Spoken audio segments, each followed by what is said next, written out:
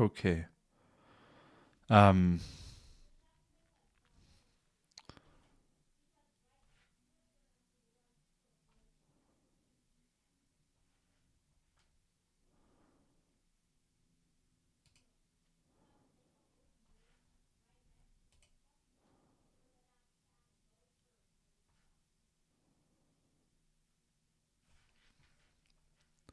all right. If you are just starting on YouTube, yeah, this worked. Okay.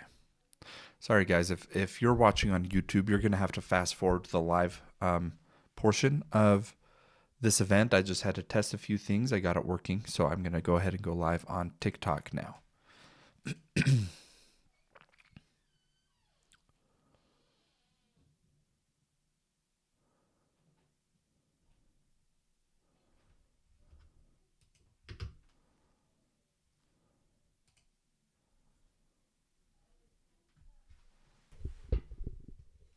All right, everybody. We are officially live here on TikTok to talk about autism. If you're an autism parent, if you have a child with autism, if you have autism, or if you just want to learn about autism, you are in the right place.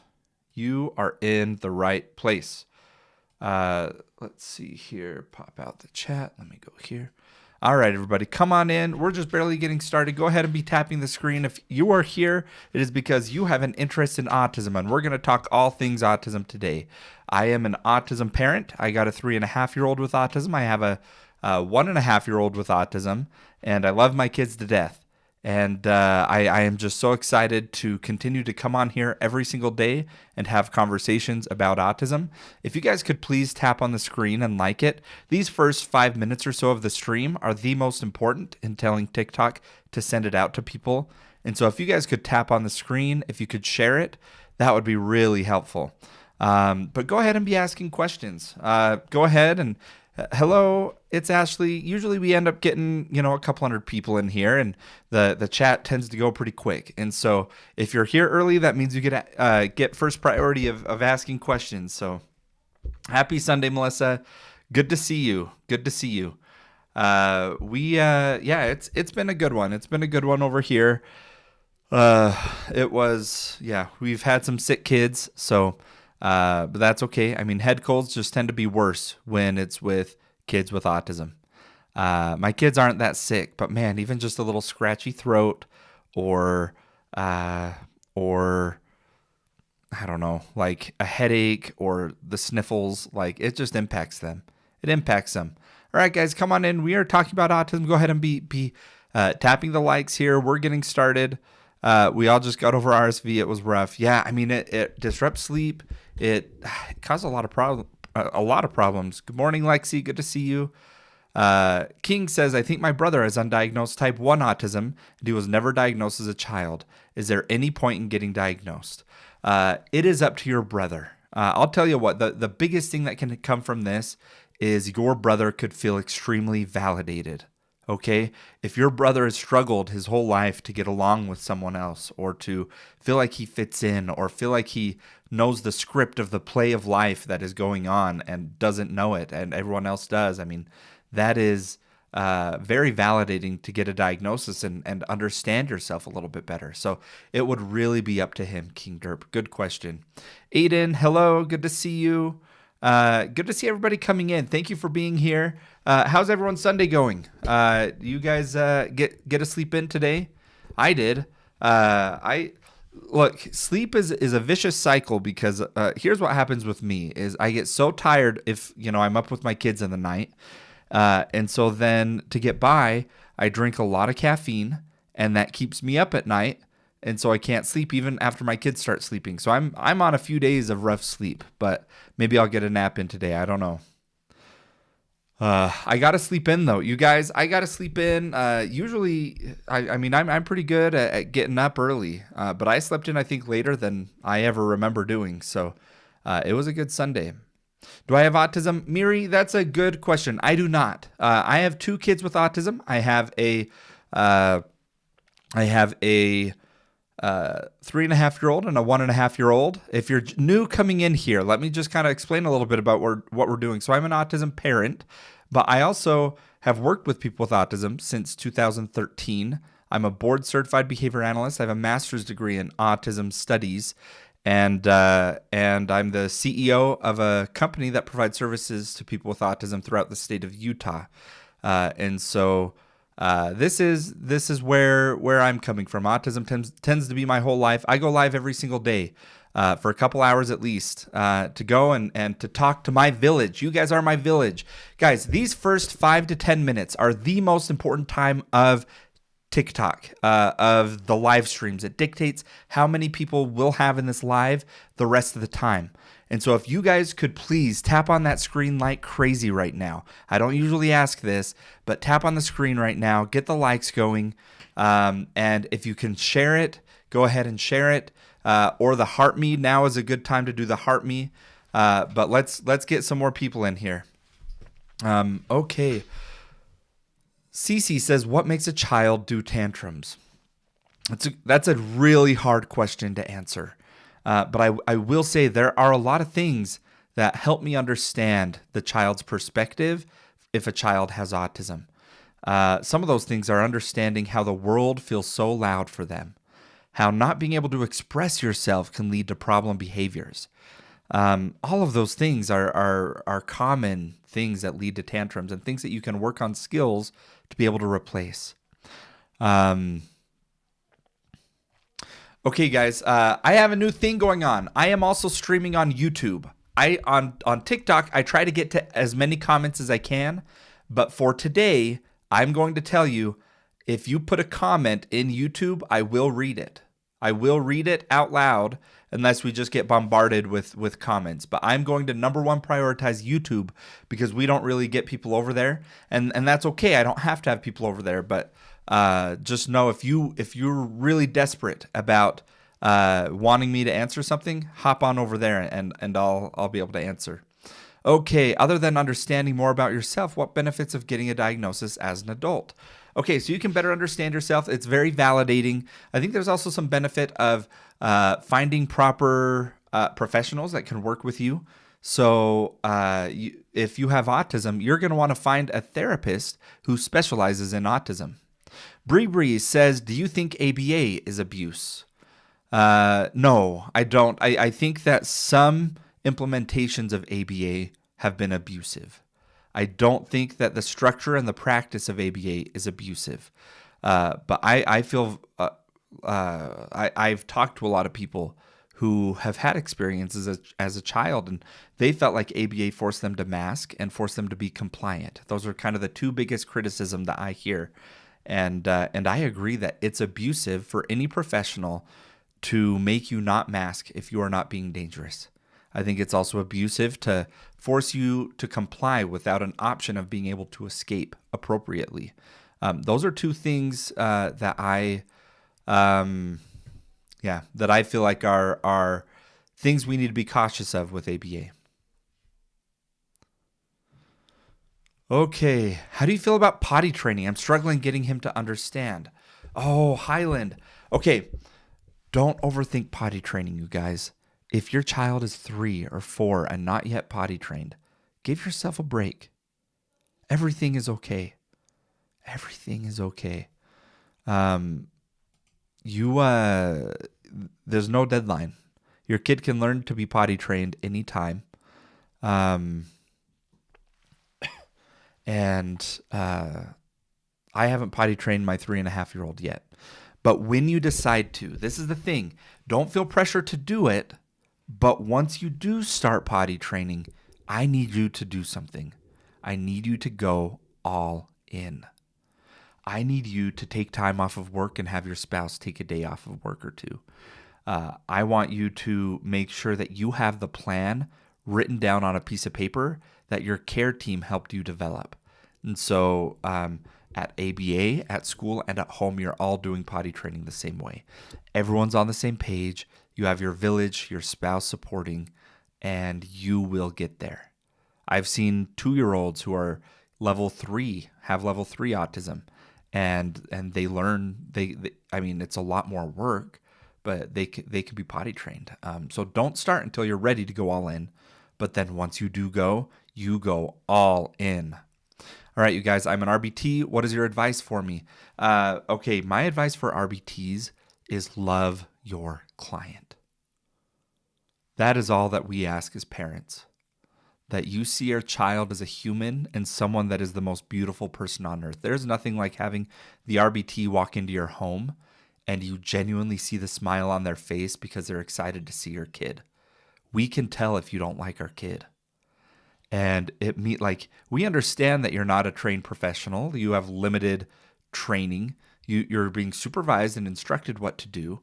But the biggest thing that you can contribute is love the kid and show that love to the parents. Okay.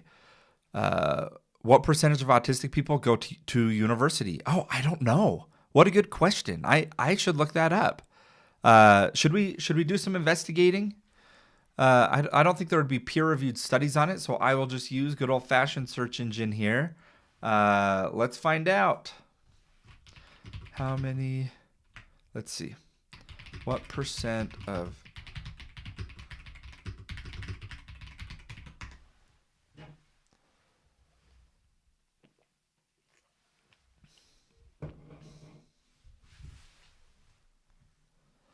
About 30 to 40% of autistic young adults attend some form of college after high school. What is that compared to neurotypicals? That's a lot. 30 to 40%, you guys. 30 to 40%. Guys, I am addicted to all sorts of sugar-free sodas. So right now I'm on diet root beer. I drink sometimes when I don't want to have caffeine. I had way too much caffeine yesterday, so I know I need more water, you guys. No judging here. If you guys see right here, I clearly state no judgment here, you guys. Be kind to me. Okay, neurotypical, attend any college. Okay, about 65 to 75% or 65 to 75% of neurotypical young adults go to college. About 30 to 40% of autistic young adults go to some college. And so it's about twice as likely for a neurotypical kid to go to college.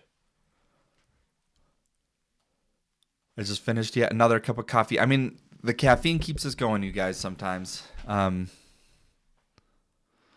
All right. Oh, Andrea, we have a comment over on YouTube, guys. I'm stopping everything on TikTok to read YouTube.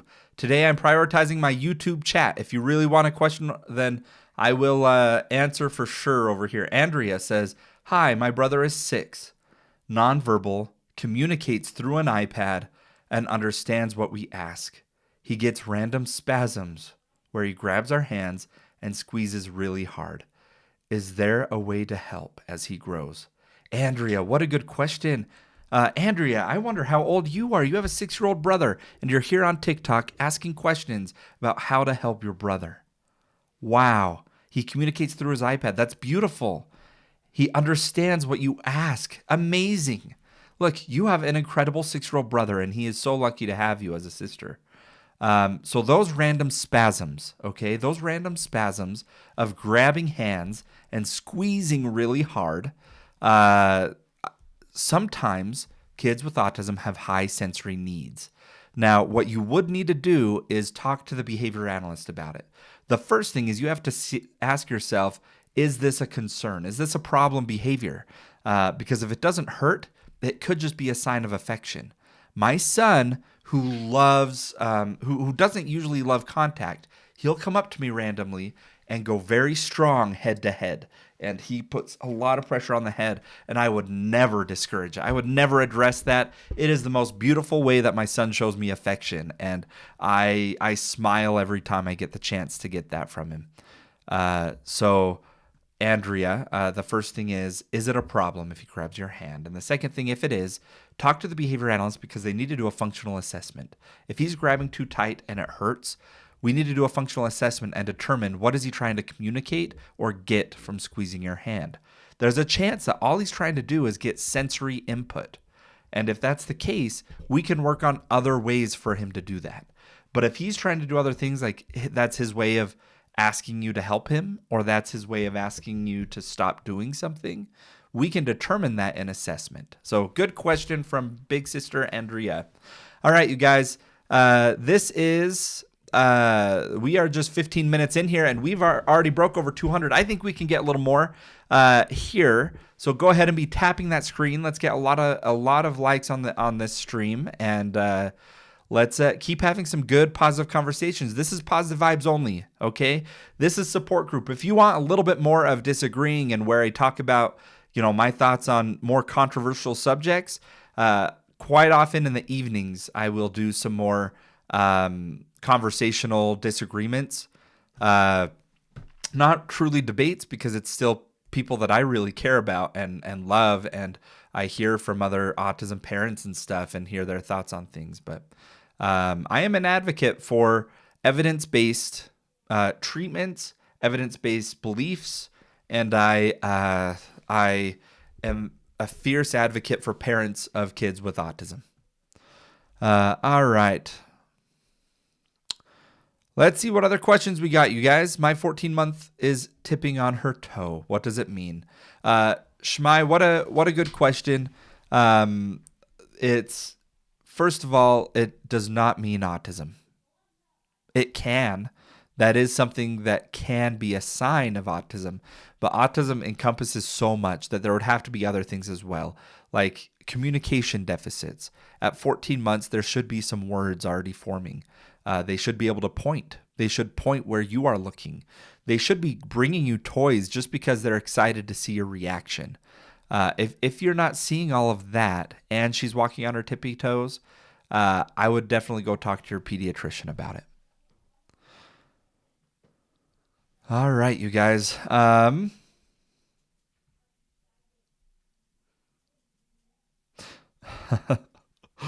Ya says, my son, 3 years old, makes funny noises and laughs by himself. Guys, my son makes the funniest noises. He picks up on the strangest little noise going on. The blinker in the car is a big one. As the blinker in the car starts going and it's blinking, he'll go and he'll click right to it. He's 3 years old, you guys. And like when you talk to him, he doesn't just pay attention to what you say or echo. He imitates the little movements and minor sounds that you say. And so if you say in your sentence, he doesn't repeat the words you say. He repeats If you sniffed while you were talking to him, he imitates the sniff. And so he imitates sounds. And so I introduced him to beatboxing today and was showing him some beatboxing videos. And I'm like, you know what? You're pretty dang good at imitating sounds. Let's get you beatboxing. Let's get you going with beatboxing. Let's see if we can get you be a child prodigy here with some beatboxing going on.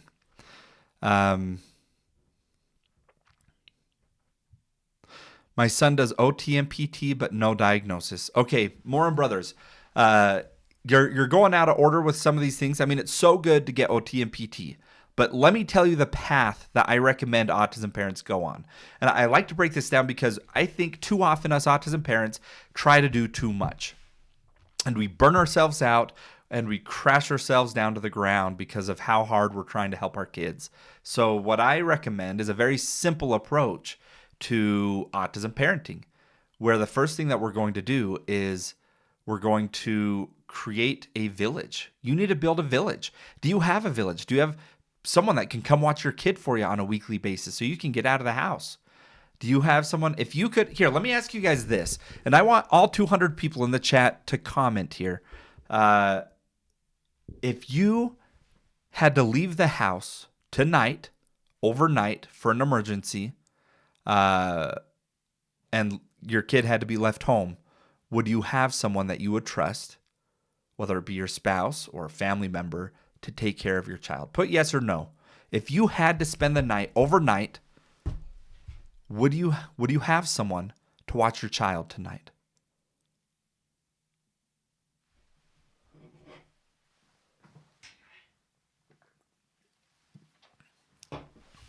Guys, I'm seeing a lot of mixed results here. A lot of maybes, a lot of like perhaps. Guys, this is a big deal. If you answered no, there is going to become an emergency in your life. And the reason that I say like before you worry about anything with autism, you just need to get your head above water. You just need to be able to breathe. You need to build your village in a way that you have support in these situations. So please, please have somebody in your life, have a village, and let us be your village. I go live every single day because I'm an autism parent and I'm passionate about the autism world. And I need a village, and you guys are part of my village. But also, I have about 15 neighbors that live around me that I could call and they would immediately come to my house to help.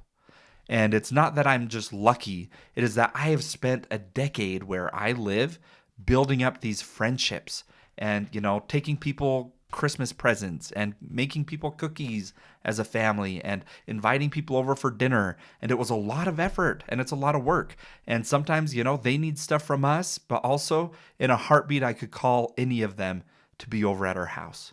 This is what I'm talking about. You need a village, okay? That can be from neighbors that you get to know. That can be from people you pay to help take care of your kids. It could be from your family. So please work on finding people that you can become friends with and build your village. And if you don't have that, at least have us on here. You guys are my village. I don't have a ton of people in my personal life that have kids with autism. And this village right now is what I have. That's why I have a Facebook group that you guys should absolutely go and join. We have a Discord, which in my bio, go and join. Whichever one you prefer or both.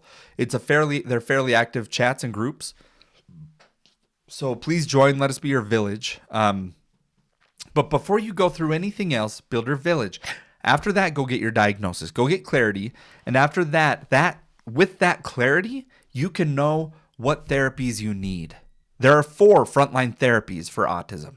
By frontline, I mean insurance pays for them. It's widely recommended within the academic research and by professionals. This isn't the fringe science stuff. This is the core therapies that people recommend, and that includes ABA therapy, speech therapy, occupational therapy, and if your child has verbal communication, can converse back and forth, mental health therapy. Those are oh, Melissa, I saw your video of your son playing the drums. That was the cutest thing. All I could think about is, oh man, I need to get my kids a drum set. And then the thought left just as quick, like, oh my gosh, we are not getting a drum set in our house. Okay. My insurance doesn't cover Hardy therapy. What's Hardy? Let's see, speech maybe? Speech. OT. Yeah, I'm not sure. Are vaccines to blame? Roscoe, this is a good question. And if you really want my passionate answer about this, come back tonight because I'll probably go live again. But I tend to have some more of those controversial conversations at night. But I'll give you a little bit of a teaser. Vaccines do not cause autism. And when you say that it does, that puts the blame on other families who are just trying to survive. And so, no, it does not. It does not. Okay. Thoughts on teachers and nurses gaining extensive training, education in autism for proper care.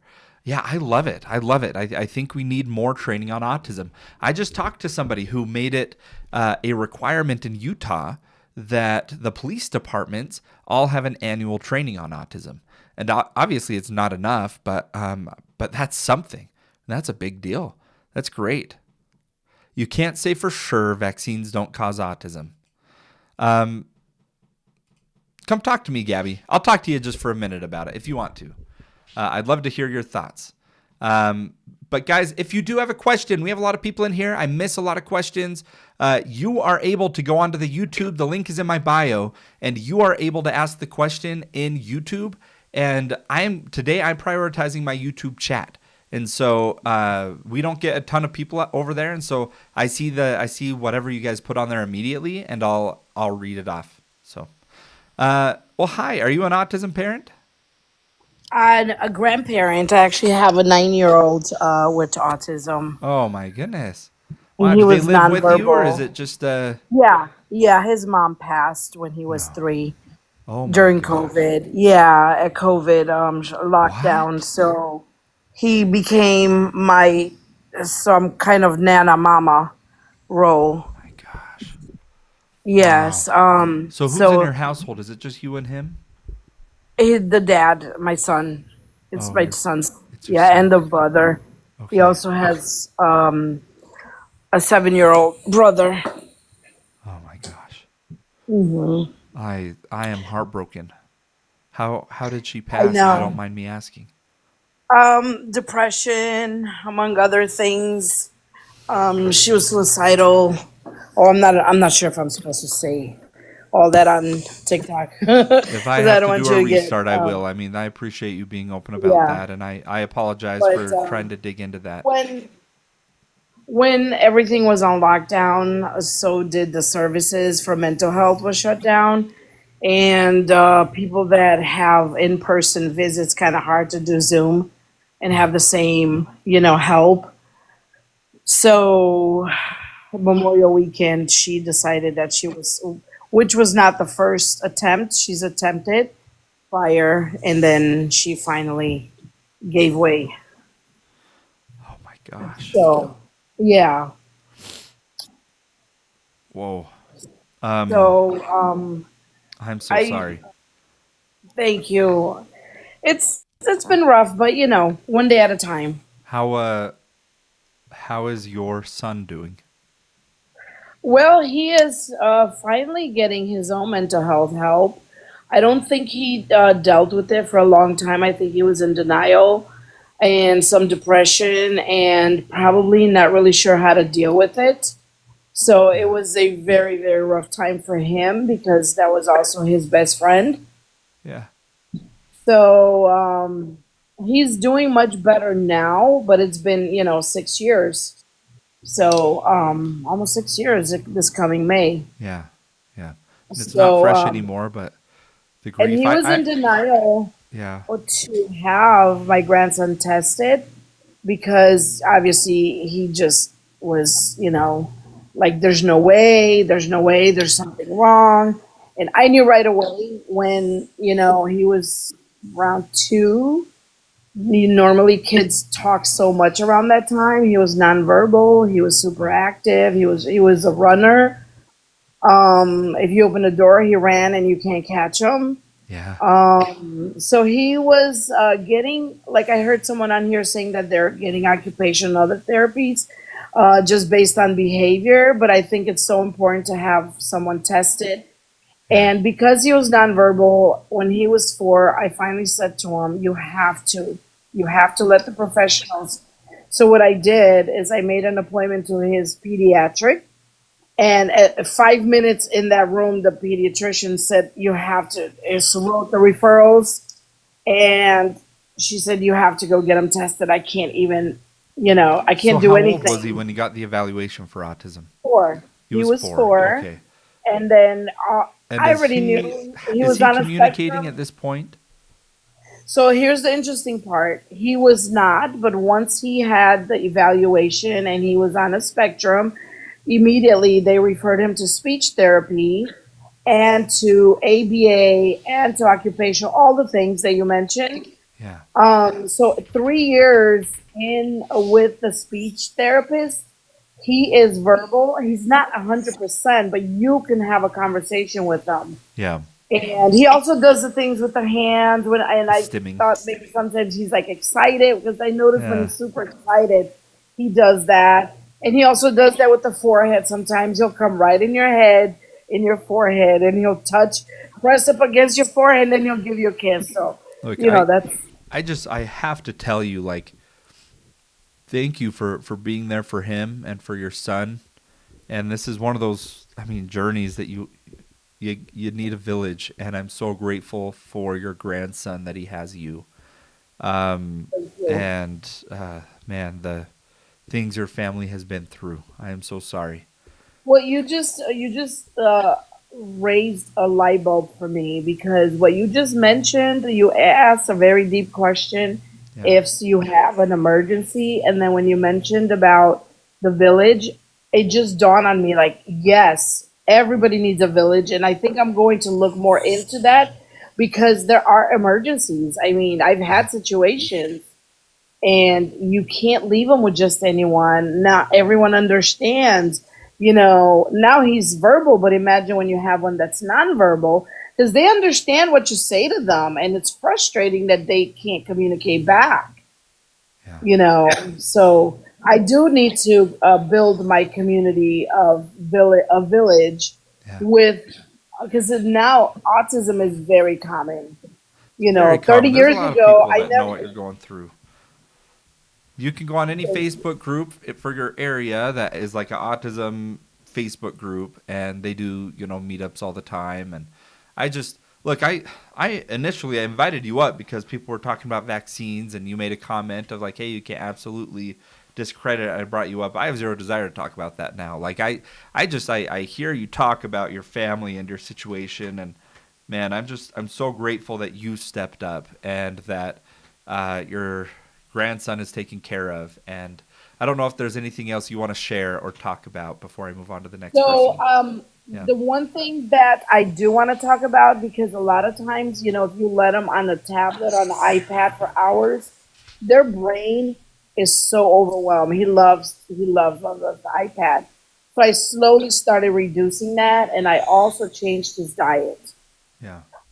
Because he's the one that would only eat pizza. He would only eat, uh, things with cheese, only pasta stuff, and the only chicken nuggets he would have is McDonald's, and I don't buy that. Yeah. I don't feed him that.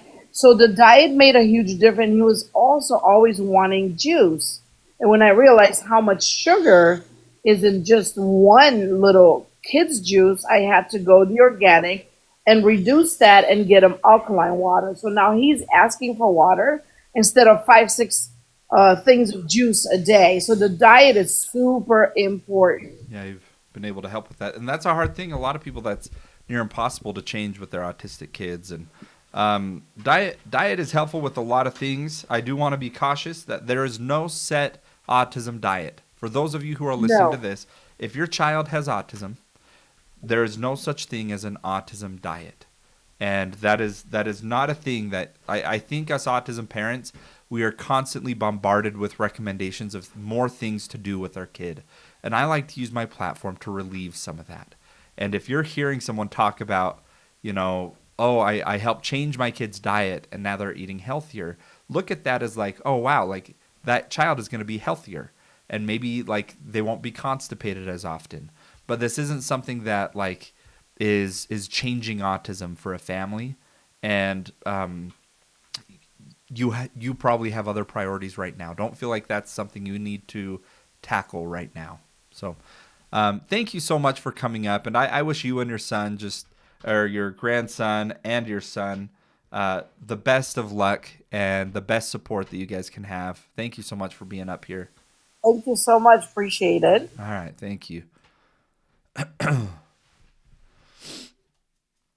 Yeah, Jess says thing is our autistic child is more likely to have ARFID. Yeah. So here's the thing is if your kid will only eat chicken nuggets and French fries, and they have ARFID, which is restricted eating, you're probably not going to be able to do a whole lot of diet changing very quickly. And in fact, it can be dangerous to try to do too much diet changing because if they refuse to eat, the old school method of, oh, if they're hungry, they'll eat, send them to bed hungry, doesn't work with our autistic kids. They will literally not eat. They will become malnourished and they'll need a G tube. And so fed is best. Feed your kids those chicken nuggets. Get your kids whatever they need as you work towards improving diet. But it's not to address autism. All right, you guys. Stephanie says supplements are key. And I would question that, Stephanie. I would question that. I think there's too many supplements being marketed. Detox is not a real thing. You don't need a detox from autism. Detox is like for if you have heavy metal poisoning, like lead poisoning that you're about to die. That's what detox is. Or detox is if you're like coming off of a hard drug. Maybe I can't say that word either. Shoot.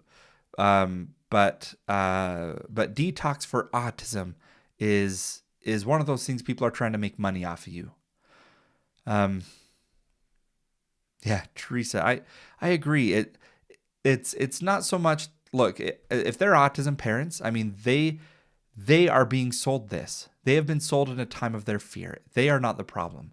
The problem is the TikTok accounts where they are in their bio are selling you supplements for autistic kids and with false claims or false hope. Um,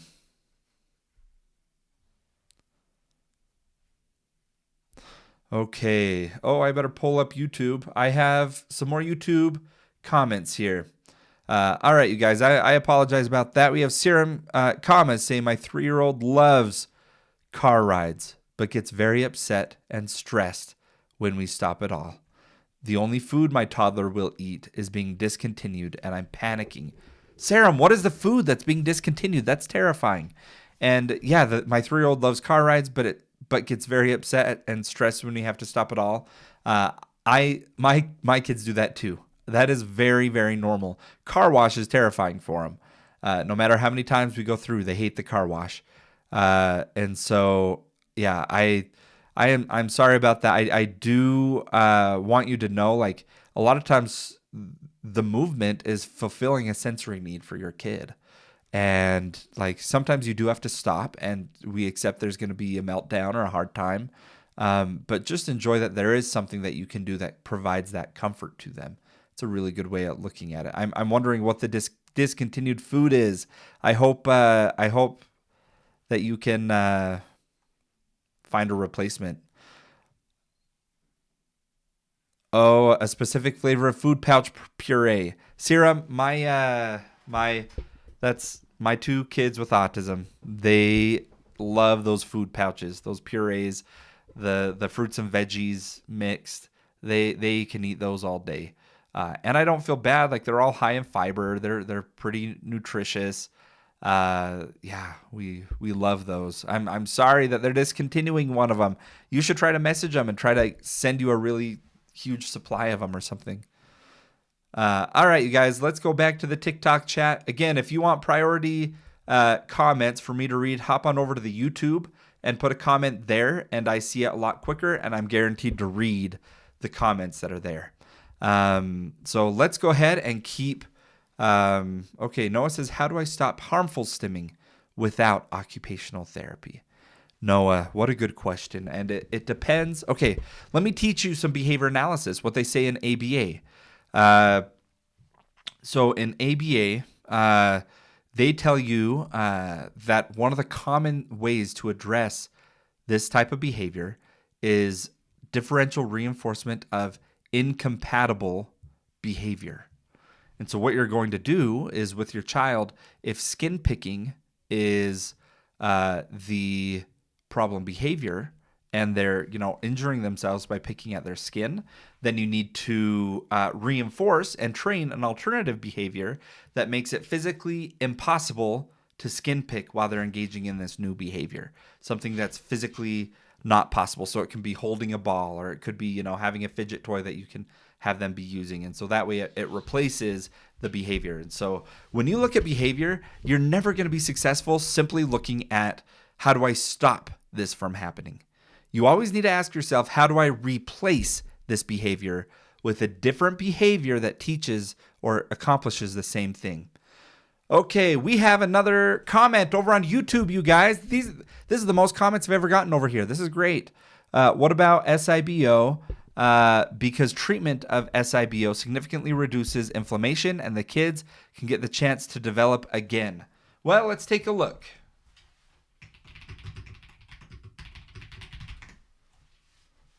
All right. SIBO stands for small intestinal bacterial overgrowth. It's a medical condition, not autism specific, because it comes up a lot in autism discussions with GI issues.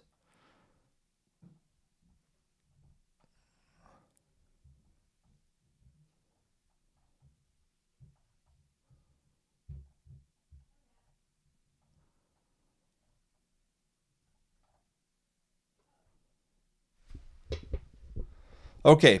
So SIBO, and I'm learning here, you guys. I don't know everything, so I'm trying to learn here. And what I do know is with these GI issues, here's what I commonly see in the autism community is you see autism equals gastrointestinal issues. Okay, and so if someone has autism, we must always treat gastrointestinal issues, and that's not always the case. I do not recommend just deciding what supplements to start on your child to prevent SIBO or any other GI problems. But if you have GI problems or your child has GI problems, go to a GI doctor and trust their advice. This is the whole thing of building a care team. I don't want you, as the autism parent, to have the pressure of having to know everything medical, everything behavioral, everything advocacy with your child. You don't need to be the expert at everything. And so what you need to do is if your child is prone to GI issues, have a GI doctor in your corner that you can consult with, and they can make recommendations for you. But to, by default, say, hey, I need to reduce inflammation and treating SIBO doesn't give a kid the chance to develop again. Like it doesn't reverse autism. Is that what you were getting at, Cozy Home? That your thought was you could do some of that detoxing and it could give the kid the chance to develop again?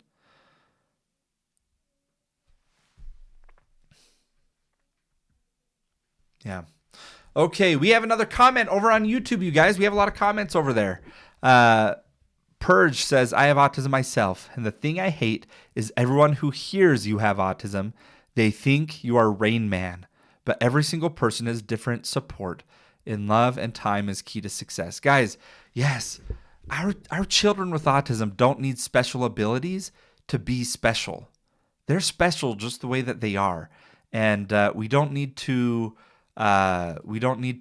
like hope or wish that they have some special skill or quirk about them to love. They are enough just as they are. That was one of my problems with the telepathy tapes, is their whole premise was your children aren't worthless. They can read minds. And in my mind, I'm thinking like my child doesn't need to have a super ability of reading minds or speaking through telepathy in order for them to have value. They don't have to communicate in order to have value. They have value because they exist. Okay, you guys, let's keep looking here. Let's see, Connor. What is Connor talking about, you guys? Did I miss something? All right. And communication is not just verbal. Thank you, Teresa. Absolutely. Oh, Buko is a speech therapist. Wonderful. I love your perspective on what I talk about. For those of you just coming in, let me give you a little bit of a rundown of what we're doing, who I am, and what we do here. So my name is Kylan. Nice to meet you all. And I go live on TikTok every single day. Why do I do this? Well, I have 2 kids with autism, and I will do anything for my children. I have a 3.5-year-old. He was diagnosed a year and a half ago. I have a 20-month-old, and she was diagnosed just a couple weeks ago. And my kids are beautiful, and I will do anything to change the world, to make the world accommodate them and their disabilities better. I'm also a board-certified behavior analyst, so I've worked with people with autism since 2013. Since then, I have founded a company and created a resource to train behavior analysts that has trained 80% of the current board-certified behavior analysts in the world went through my training protocol, which was ABA Wizard, a training tool to prepare to take the exam. And so I am the developer, the creator of that tool for behavior analysts. That was like 8 years ago that since then I've been working on that. And then I'm currently the CEO of a company that provides services to people with autism. And so autism is my life. I'm not a doctor. There's a lot of things I don't know, but if there is one thing I know, it's autism, and I'm passionate about it, and I will do anything I can to advocate for autism as well as you as autism parents. So I go live every day because I need a village, and I think some of you guys might need a village too. So that's why I'm here. Okay. Lovely Michael says, my daughter only drinks milk mixed with, and this is on YouTube, everybody. For today, as you guys know, when there's not a YouTube comment, I'm coming over to TikTok, but I am prioritizing comments on YouTube today. So be sure you're subscribing over there and put a comment so that we can be building up our YouTube presence a little bit. Okay. My daughter only drinks milk mixed with baby pouches. I'm scared that's way too much sugar for her. I'm not sure what I should do. Lovely Michelle. Let me do some reassurance here. I had a pediatrician on my live a couple weeks ago, okay?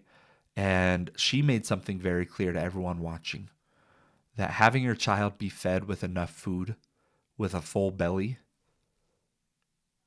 is what we need to prioritize. And if your kid's not going to eat anything else right now, keep doing what you're doing.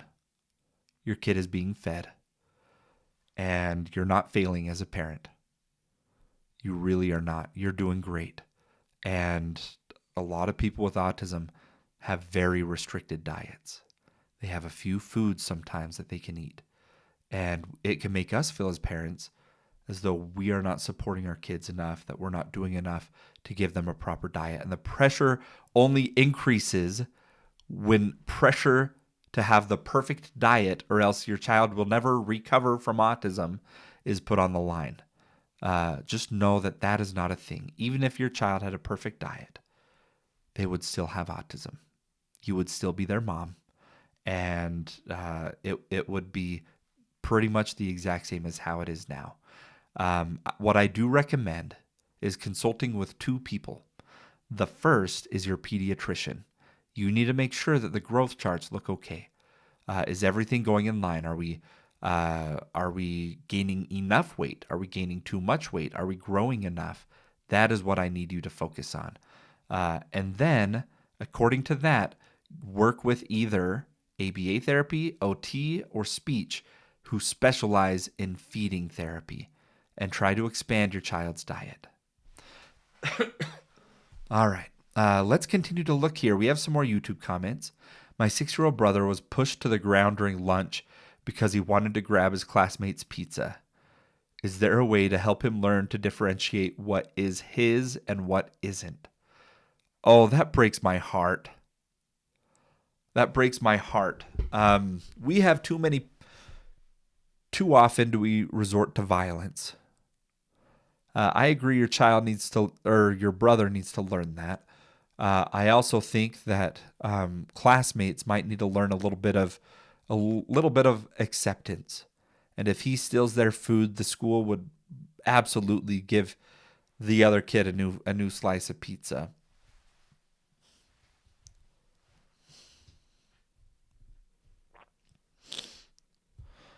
Yeah. Okay. B-Bonk over on YouTube says, any recommendation for aggressive behaviors? Absolutely. You need to do what's called a functional behavior assessment.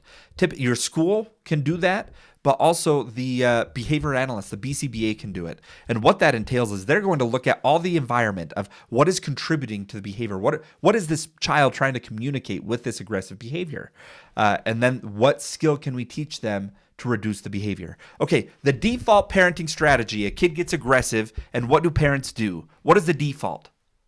I'll give you an example. My wife was at a concert, and there was a father and his daughter next to him, and the daughter was playing and hit her friend, and the dad reaches over, smacks the daughter, and says, "We do not hit in this family." And my wife observed this, okay? My wife observed this man smack his daughter, telling her, "We do not hit in this family." And it just makes me think of the default that people go in parenting with our world, or just in general, is violence. It's my kid misbehaved. Well, if you're a good parent, you'd hit him. That is ridiculous. That is crazy, and it doesn't teach your child what they need to learn. And so how do you address aggressive behaviors?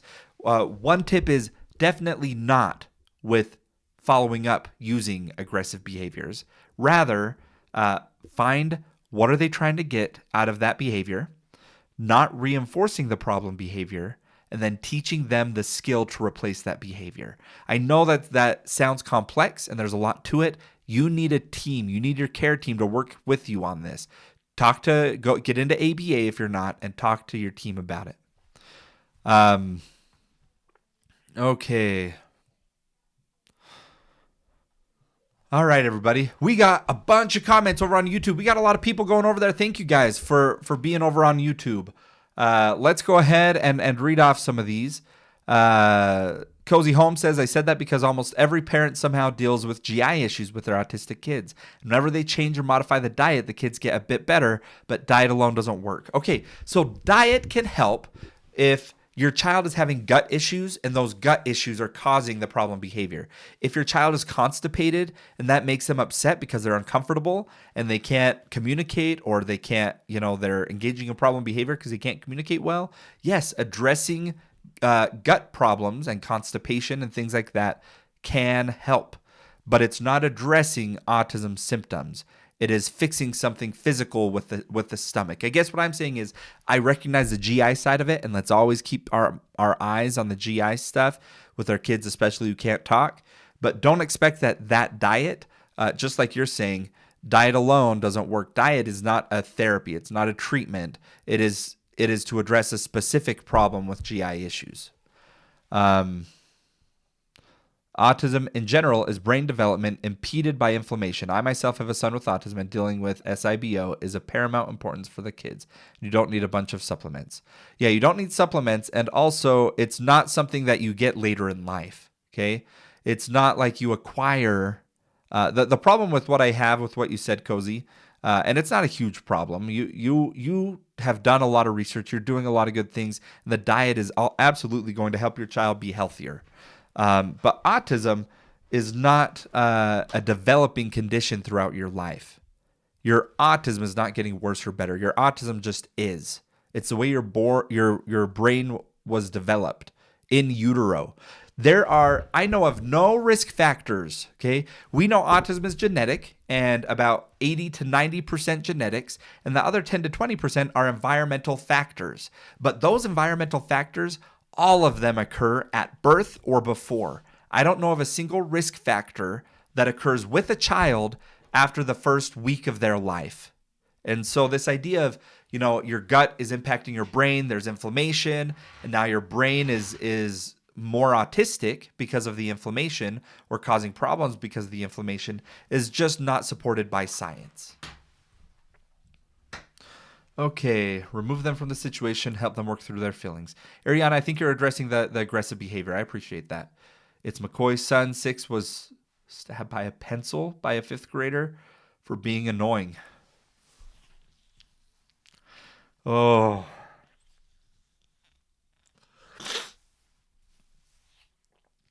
I have a video that's going viral right now, you guys, and it's one I took a long time ago, like a month ago.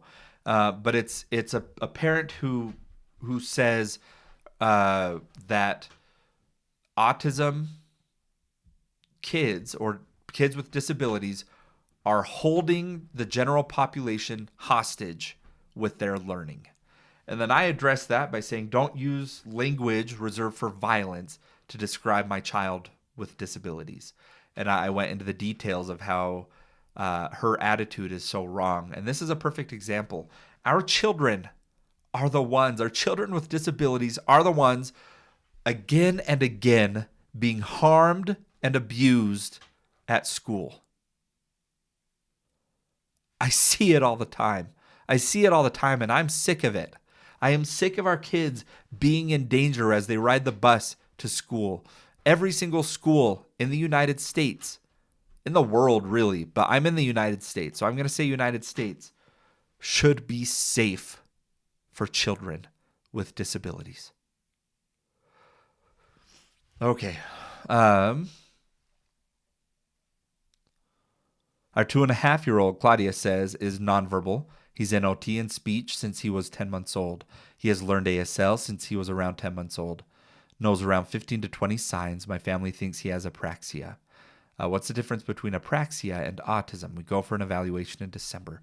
Claudia, that's a really good question. They can overlap for sure. Apraxia is more of the difficulty with the coordination of the motor movements of the mouth. And so they can think about what words they want to say, but they just can't get the words out. And so sometimes apraxia can be part of autism. Autism is much broader than just speech, though. Autism involves sensory needs. It involves stereotypy or repetitive behaviors like hand flapping. It can involve the communication deficits like apraxia, but autism is much more of a broad category. Let's see. Ariana says, my problem with the diet part is that I make sure my child has a whole food diet with almost no processed food. However, school diet is just not balanced. My child is not diagnosed, but he deals with a lot of behavior challenges. I am so proud of you, Ariana, for being able to provide your child such a well-balanced meal. And I want to make sure people like you should do that. That is a great thing. But you autism parents, us autism parents, have enough pressure. We do not need to be telling each other that you need to step it up with more whole foods with your kid. We all know that, okay? And it's not unique to autism. Every person should be eating whole foods. We should all be eating out less. We should all be taking care of our bodies and exercising. And the problem that I have is when we start pairing it with autism and just adding one more thing that autism moms have to be thinking about. I am extremely protective of autism parents and their time and their resources. And that is just one more thing of, please, that's great. Let's work on that little by little. But if you're not there yet, you're doing okay. You're doing okay. And we can improve diets and what people are eating little by little. Okay, you guys, no more questions right now on the YouTube. So I am going to hop over here to TikTok, answer some more questions. Does smoking vaping during pregnancy cause it? I don't know of any correlation. Let me do some research here.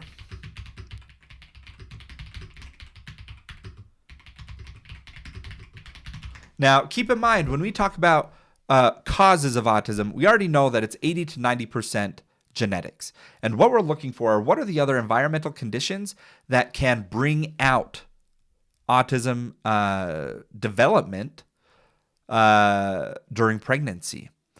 Now, we do have studies on this. We do know a lot of things, like parental age at time of conception is one part of it. Let's see.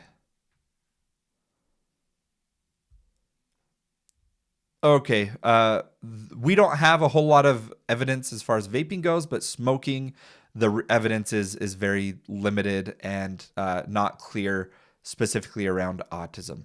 There are pollutants, however, like car emissions have been one of the leading correlations that we've been able to find to correlate with risk factors with autism. So, all right, you guys. A little bit about myself. If you're just coming in, please tap on the screen while I introduce myself. If you could do that just while I talk and introduce myself, that would be great. If all 200 people did that, the live would continue to grow. If we keep on growing, I'll keep being here. If we start dying out, I'll probably step away. So let me introduce myself just a little bit. I live in Utah. Anyone else here in Utah? Put Utah in the chat if you're in Utah. You know what? Just put what state you're from. Whether you're on YouTube or TikTok, what state are you watching in from? I want to hear a little bit. What state are you in? Or country if you're not in the United States. I apologize. Sometimes I forget the world is not just the United States. We got people all over. Okay. Oh my goodness. Wow. Look at this, you guys. This is incredible. So I live in Utah, and I am passionate about autism is an understatement. I have a 3.5-year-old, almost 2-year-old with autism, and they mean a lot to me. And I will change the world for my little babies, just as I know you all would like to as well, or that you all are doing. And so I am also a board certified behavior analyst. I have worked with kids with autism for a long time, and I am a CEO of a company that provides services to people with autism throughout the state of Utah. So I am very much involved day in, day out with autism. I wake up thinking about autism. I work autism. I come to my village here on these lives that I go live every day for a couple hours and talk about autism. And then I go to bed and I dream about autism. And so I love to learn about this, and I'm open to learning. Cozy says, I really appreciate what you are doing. I appreciate that, Cozy. You're an excellent mentor for autism parents to deal with the kids. But in the last 5 years, I have learned that autism is purely a health condition. Oh, no. Oh, no, Cozy. You were so close to having a good comment here. Purely a health condition. So autism is a neurodevelopmental difference. It's the way the brain was developed, and it is not a health condition in the sense of being able to reverse autism. I'm really curious, Cozy. I'd love to see some research. I read the research. Okay, let's do it right now. Let's do it right now, Cozy. Can we do this? Can we chat about this? Let me tell you my approach to researching things. I have found that ChatGPT is not the best at researching facts, evidence, and peer-reviewed research. It is biased. ChatGPT will tell you what you want to hear. Where you want to go is called Scite, SCITE.ai, and it is the best AI research tool that I have found. So let me go ahead and let's see. You are saying Dr. Sydney Feingold. Okay. Summarize the works by Dr. Sydney M. Feingold, and currently a doctor in Arizona called Dr. Nemechek. Summarize this work and research and identify meaningful outcomes. Okay, that's a very open, I will learn from this. I'll learn all day from this, but what this is not going to do is it's not going to take away the fact that we have twin studies, Cozy. We have twin studies that show us that environment is very minimal of what causes autism. When you have identical twins, if you have identical twins, they are about 90% likely that if one has autism, the other has autism as well. Did you know that? That is powerful to know that, because what it means is that other 10 to 20% is the environment in utero. Now, what I will say is this thought that it's a purely health condition due to inflammation. Maybe you're talking gut-brain axis theory. Not quite sure what theory we're going to find out here once it's done. It takes a minute because it's reviewing a lot of research articles right now. But I research this stuff all day, and this to me is like you think you found this secret little hole that only you know about or only a few people know about, when the general science agrees on some pretty big different things. So let's see.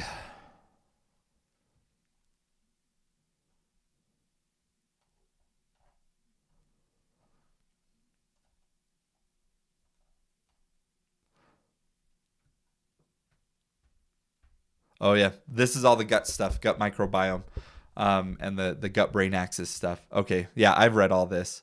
Let me tell you what. You know how we know, Cozy? There, in all of these research studies, I already have all this cited in my bio. The gut, when you treat the gut, the outcomes that you have are purely when you're fixing a problem with the GI issue. There are no studies that show improvements in autism symptoms because of detoxing or diet or addressing the gut issues. I'm not saying we stop researching gut stuff. That's fine. But to go on and push that, it's one of these fringe sciences that puts parents down a rabbit hole instead of using their time and energy on therapies that matter most. But thank you for referring those names. We're gonna keep this chat alive. Keep talking to people. What supplements personally do you recommend that helps? If you look, I don't sell any supplements. I don't refer to any supplements. I have been reached out to by a number of companies that advertise supplements for people with autism. They keep thinking I'm going to start sponsoring them or something, and a lot of creators do. The moment they start hearing, oh, they want to sponsor me, absolutely. Now I'm all for this detox protocol. Follow the money, and that's a big flag on if something is evidence based or if it's something that people are just trying to sell to you. So there are no supplements.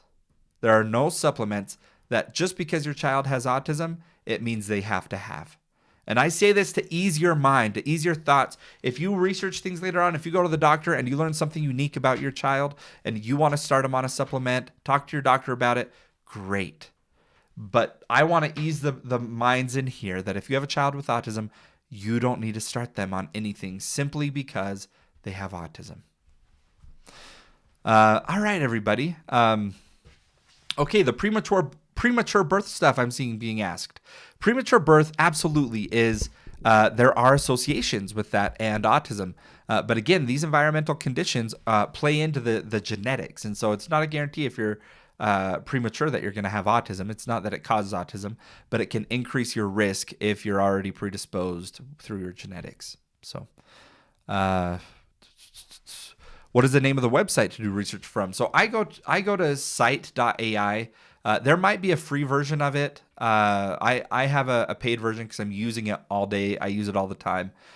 It's just look, guys, you can be fed research. If someone gives you one research paper and says, see, this proves it, that's not how science works. Science is based on the ability to replicate a study and find the same findings, to be able to do randomized trials in a way with large populations, then be able to repeat that. And the more you do that, the more trustworthy and believable that you have. And a lot of these fringe sciences, people try to push these extra things to do for autism parents before the science is ready.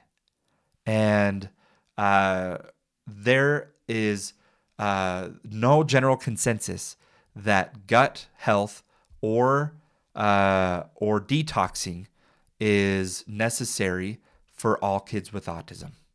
Detoxing especially is not. The gut health stuff, like, that's more of go to your GI doctor. Don't go and find someone talking about it on the internet saying your kid with autism has gut problems, go gluten-free, okay? That's not who you get your help from. You go, and if you think that your kid is constipated a lot, or if you think your kid has other gut health problems, go to a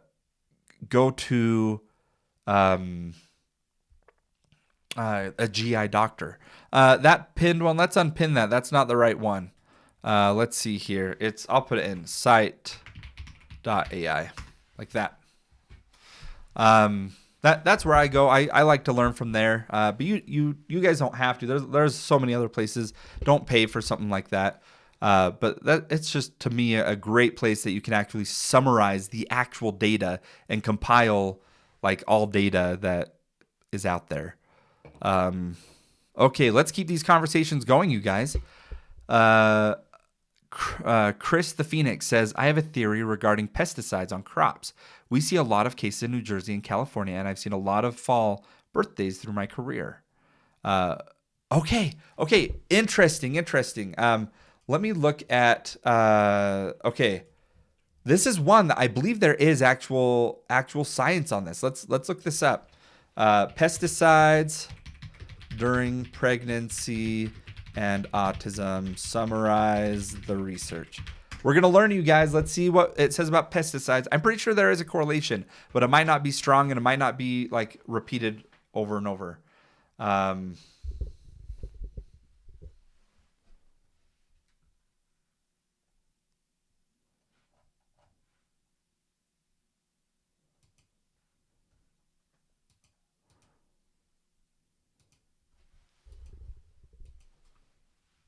Sorry, it's loading. My internet's loading. We can keep talking. Is it contagious? No, you can't catch autism. It's also not a disease. It's not something that you can catch.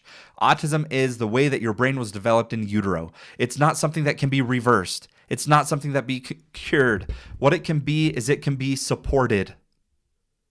It can be supported. People with autism can learn. They can grow. You don't say that you're going to reverse your baby's infancy so that they can learn to talk. It's the same with autism. It's just the way their brain is. You're not reversing it. You're not curing it. You're not getting rid of toxins. You are supporting a child whose brain functions a little bit differently.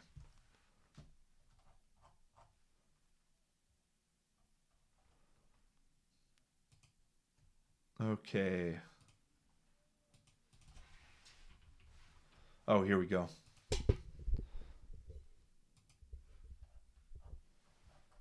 It's taking forever to load. Sorry, you guys. Site I recommended is going down. You all must have gone on there at the same time. Okay. Would they also have ODD? How can someone get a diagnosis for it? Good question. Good question.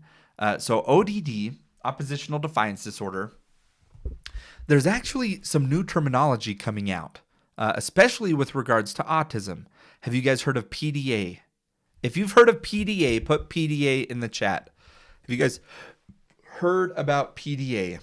So PDA is pathological demand avoidance, very similar to ODD, but instead of as a separate diagnosis, it's treated as a profile type of autism.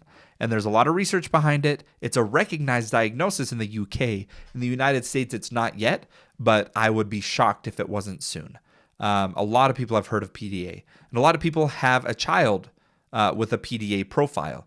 And what that means is that when you ask them to do something, when you put a demand on them, or when they're in front of authority, their nervous system tends to go into fight or flight.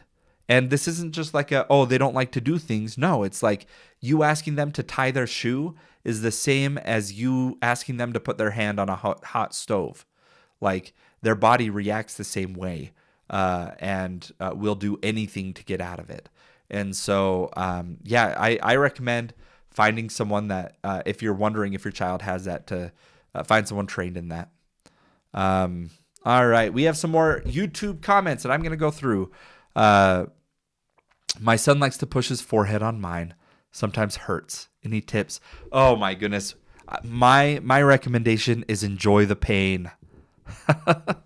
That is beautiful. I call that the third eye hug. When you're a baby and you put your head forehead to forehead, that is my son's favorite way to connect with me. And so I can't, even if it hurt, which his don't. His are actually very soothing to me because it's I know he's showing affection and it means so much to me.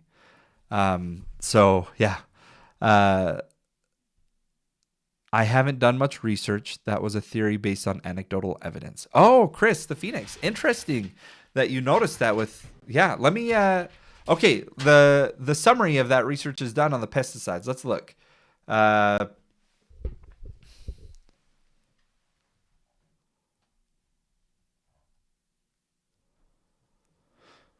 Okay. Across human epidemiological studies and animal models, prenatal exposure to certain pesticides, particularly organophosphates and pyrethroids, has been associated with increased risk of ASD or ASD-related phenotypes in offspring. Evidence for organochlorines is more inconsistent and often weaker. The strongest signals in humans consistently point to the prenatal window as a critical period during which pesticide exposure may influence neurodevelopment and ASD risk. Wow. Okay, Chris, you're spot on and the research supports you. That is one. The pesticides is one. Now, it sounds like it's a specific type. I'm not a chemist. I don't understand what pyrethroids are, or organophosphates, but they're found in pesticides. And if it's around someone when they're pregnant, yes, it can be a risk factor for autism. Remember, the risk factors only account for about 10%, 10 to 20% of the risk of autism. The rest is in the genetics. And so just keep that in mind. Yeah, I might need to put this on my... I have a references on my link tree that I try to keep up on.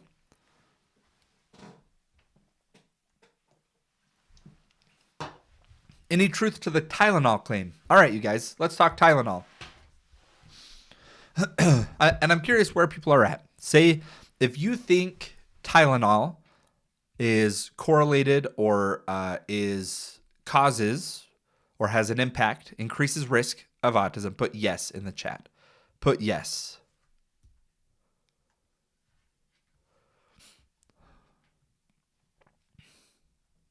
Okay, we have a lot of people saying no. So the way this went about is there was a study.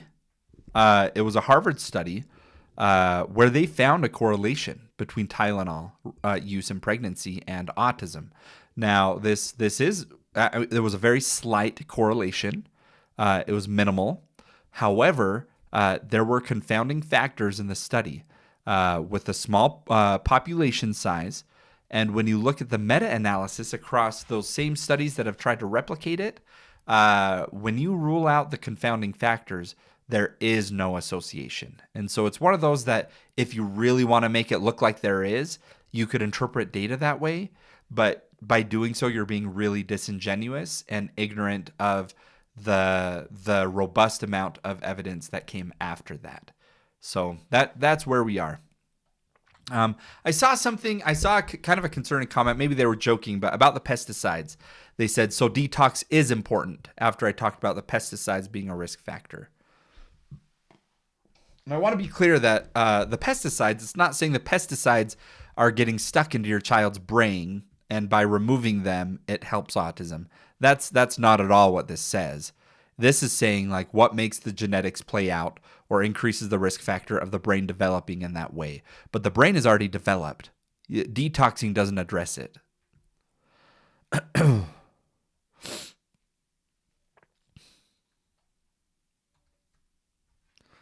Okay. Wow, that's super cool to hear. Your theory researched and proven to be accurate, at least to a degree. Yeah, it is. That is cool. Let's see. Stephanie says, I can't find anyone that knows about PDA to get help for my son. And everything online that claims to have help is hundreds of dollars. Okay, so you're going to want to look for, let's see, North America PDA. Okay. You're going to want to go to pdanorthamerica.org. I'll put that in the chat in YouTube as well as the chat in there. Can we pin that? There we go. And then here is, we can pin that. So I went ahead and pinned those up. If you have a child with autism and you're worried that they might have PDA, you can absolutely go to this website and they have PDA directories and they have professionals who are trained in PDA throughout the world or throughout North America that you can find. So that is a recommendation I have. Guys, it is Sunday afternoon. How are we all feeling? We still got 200 people in here. We're going strong. We have a lot of talking ahead of us still. We've been going just over an hour. I do want to ask you guys, who's new here? Who did I just barely come across your FYP? Put FYP in the chat if you're new here and just seeing me. Put FYP in the chat. I want to see who all came across me on their FYP. Okay. Yeah, we got quite a few. We got a few people. Welcome in. Welcome to our village. We got a lot of regulars here too. I mean, usually we have around 200 people here. Sundays, we've had more even before. We'll see if we start getting a few more people on here. But yeah, we have a lot of FYP people that stumbled across us. I'm glad you guys are here. If it says follow here, that means that you're not yet following me. And I go live every day to talk about autism. So go ahead and make sure you're following. so that you can find me next time that I go live. All right, everybody. Let's see. Oh, Stephanie says, I found you when you made the video about the being held hostage. It made me misty-eyed. Oh, so there are some things that just make me mad. And if you get the unfortunate chance of seeing Feisty Kylan, I apologize. Sometimes I get mad and then I post something or I go live. I usually don't lose an argument, but it's not the most polite way to do it. So glad that you saw that. I'm from the United States. Is 3 too young for assessment? No. 3 is perfect. Or younger is perfect too. Whatever age you start noticing symptoms, you are able to get an autism diagnosis as early as 12 months old. That is when the ADOS is officially approved to be done. Now, there are a lot of psychologists that won't even see a child until they're 18 months or until they're 2 years old. However, there are a lot who will earlier. And so, my daughter was diagnosed at 20 months. My son was diagnosed at 23 months. And it was pretty clear during the assessment. It's pretty rigid how they do the assessment and the scoring, and it's pretty clear. Both of my kids, it was very clear that they had autism. Now, if they're that young and it's right on the cusp, sometimes they err on the side of like, let's wait it out a year and test again. Absolutely.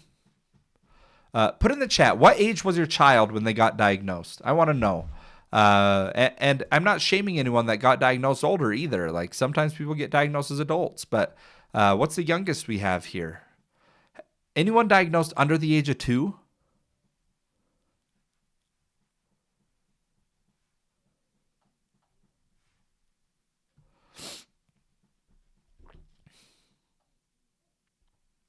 Okay, we do have some under the age of 2. Guys, that's great. 6.5 I see on YouTube. Shelby says, do you have anything on fetal alcohol syndrome connected to autism? Oh, I don't have anything on hand. Let me do a search. Let's learn together, you guys. This is what we do. I don't know everything. I'm not a doctor, and doctors don't even know everything. But let's investigate this. Let's look. Do we have any evidence connecting fetal alcohol syndrome? All right, we'll see. All right, you guys.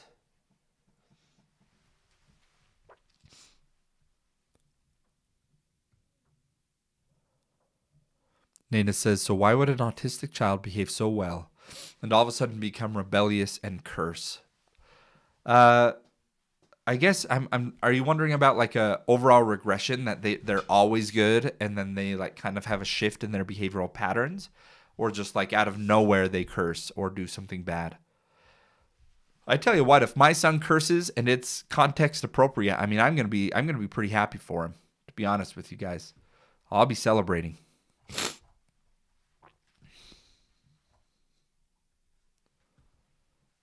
Okay, there's some empirical and analytical work suggesting overlap or co-occurrence between fetal alcohol syndrome and autism-related phenotypes, but the evidence isn't direct link.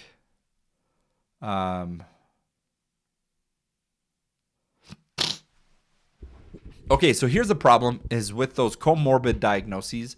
I talked about this yesterday as well with acquired brain injuries, is autism needs to not be explained, or the symptoms that you're seeing needs to not be explained by another symptom.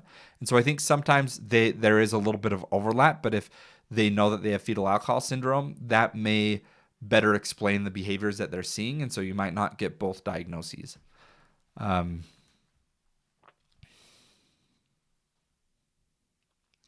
right. Am I missing anything over on the chat here? All right. We're doing good.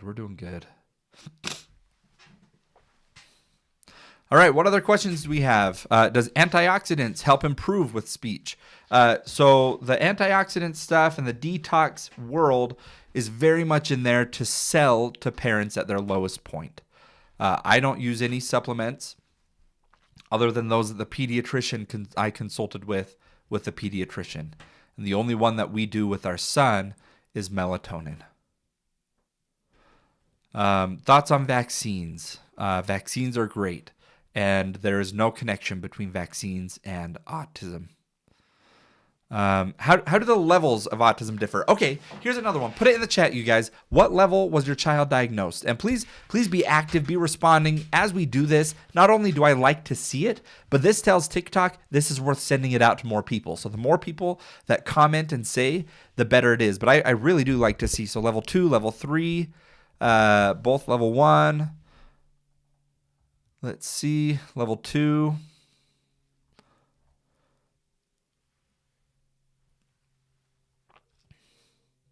Yeah, a lot of different levels. So what these levels do, okay, the level system is not always given. And honestly, I don't like the level system.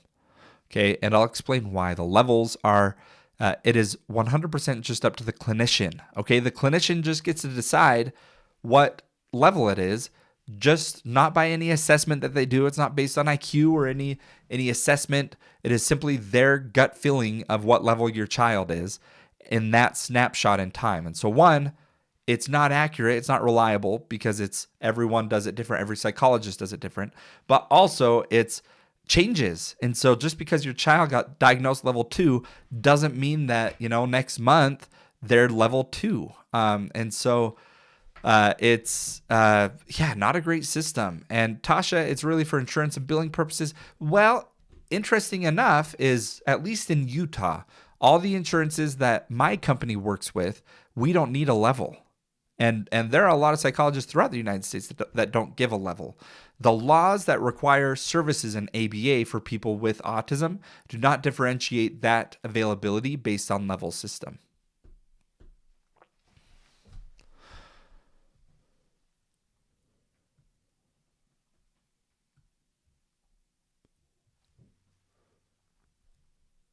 Can low oxygen saturates cause autism when born? Yes, there are associations with low oxygen. Yes. And again, this is the prenatal, perinatal,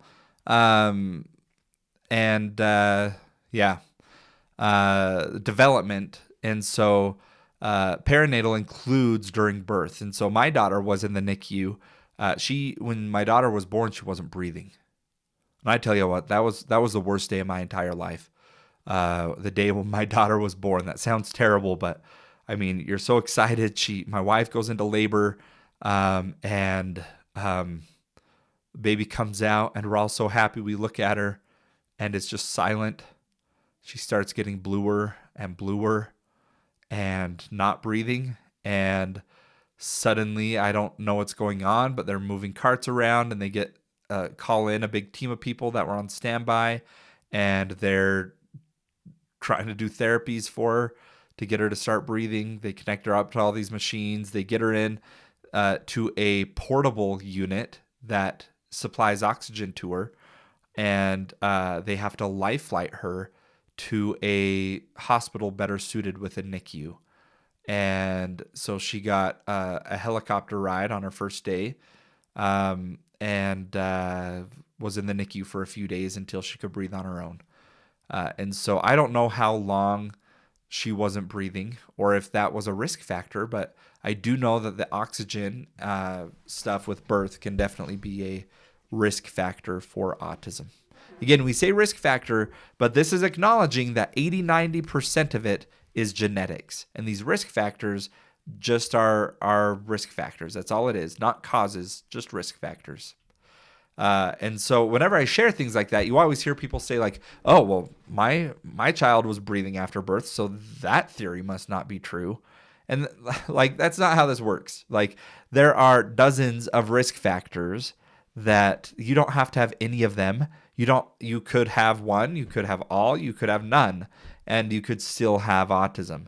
But if this thing happened to you, your chances of having autism are slightly higher. Do you have autism? No, not that I think so. All right, we got some YouTube comments over here. Okay, just my son with personal space. Not sure how to help him understand. For other people, I don't mind myself. And personal space. Yeah. That is hard. That is hard. It's Uh, in behavioral terms, you need ABA to work uh, on discrimination, is what it's called, and it's not the bad kind of discrimination. It means determining what to do, what behavior to do, in what circumstance. And so that's the skill of knowing. With my mom, I can give her a hug and a kiss.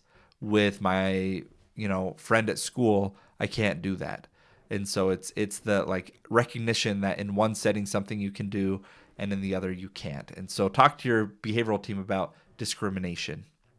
Okay. What did they do when they were testing your kids? I feel like they barely tested mine. Oh, interesting. Okay. So what it should look like is it should be probably before you go there on that day, you probably have about an hour of assessments online that you fill out. Typically, it's the Vineland that they have you do. Then on the day of, you go in and they might do a parent interview with you for maybe 30 minutes to an hour. And then they'll do about 30 minutes to an hour of an assessment of observing them play and them playing with them. So things that they might do while they're playing with them is they may startle them and see where they look when they're scared if they reference their parents. They might call their name and see if they respond. They'll try to like pretend play with a baby or a cell phone and see if the child imitates some of that. Then usually they can score it within 10 minutes or so and give you the results. So you're looking at like a 2-hour meeting, usually 2 to 3 hours. But then it can often take a couple weeks to write up the report.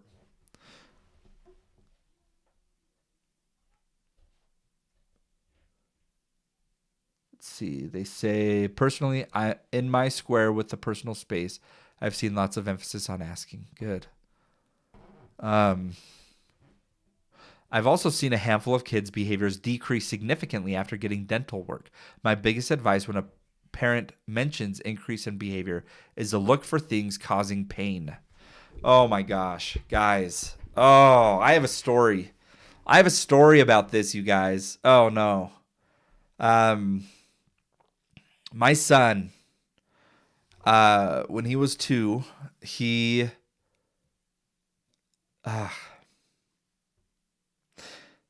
stopped eating food. This was my oldest, not my son with autism, but he stopped eating. And me being an ignorant behavior analyst, thinking I knew how to do things, I worked with him on how to help him eat his food, how to expand and eat more. And then he broke out in a rash a couple days later. We took him into the doctor and found out that he had strep throat for the past week. And he couldn't communicate and tell me. He was too young. He couldn't say what was hurting and what was wrong. And I was sitting there trying to teach him and force him to eat his food when he is in serious pain. And that pain advanced to scarlet fever. Okay, that's what strep throat is called if it pushes into developing rashes over the body. And what's scary is it can then go into your kidneys and heart. And so that was one of my saddest moments of a parent, biggest failure. So yes, I agree with you. We always have to rule out the medical issues. So when we talk about diet and gut, like that is not a default going, everyone with autism needs to fix their gut. But you might not notice that your kid is constipated, but it's going to impact their behaviors. You might not notice that your kid has a cavity, but you might see it in their behaviors. And so it's a guessing game. It's trying to figure out, what does your child need right now? Can we guess? Can we estimate? All of that. All right, you guys, we are an hour and a half into this. We are still going strong. I want to get viewership up over 200 again. If you guys could please tap on the screen and get us over 50,000 likes. We are so close. 50,000 likes. We can do it. Okay. How do you know if a parent or grandparent is a carrier of autism? Okay, that's the hard thing is you can get genetics done and you can see if there are markers. The problem is that there are hundreds of markers and probably genes that we don't know about as well. And so it's a good thing, but what I wouldn't do is get that done and use that to determine if you should have kids. Don't do that. I don't think the science is there for that kind of decision yet.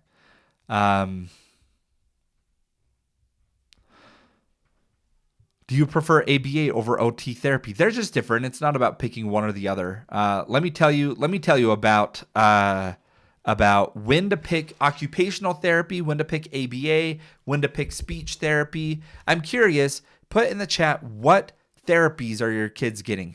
Is it ABA, OT, speech? Put it in the chat. Let's hear what therapies you've decided to do for your kid. No judgment from me or from any of us. I'm just curious what you have picked. I typically recommend the 4 frontline therapies based on your child's need. The first is ABA therapy. It's one of the most funded therapies because they can do up to 40 hours per week of therapy with your child. Occupational therapy, their skill set is on sensory needs. They are really good at looking at what your kid needs to fulfill their sensory input needs. And they have a lot of tools and resources that they can have to help regulate your child. Now, on top of ABA, occupational therapy, speech therapy, they are experts in communication. They know how to talk. They know how to get people to talk. The problem with OT and speech is that oftentimes you're limited to how many hours you can have per week or per year. I've seen insurance plans where you can only have 20 hours of speech therapy per year. And so with that, it makes it more of a limited service and not as directly impactful as ABA can be. Okay, let's see here. Oh, lovely Michelle. They didn't do any of that when they did the evaluation. It took about 5 minutes. What? Are you kidding me? That's crazy. I need to ask you, was this at an ABA center that they did this, lovely Michelle? Did they diagnose your kid at an ABA center? Okay. It's McCoy says behavioral speech, feeding OT, and getting established with ABA soon.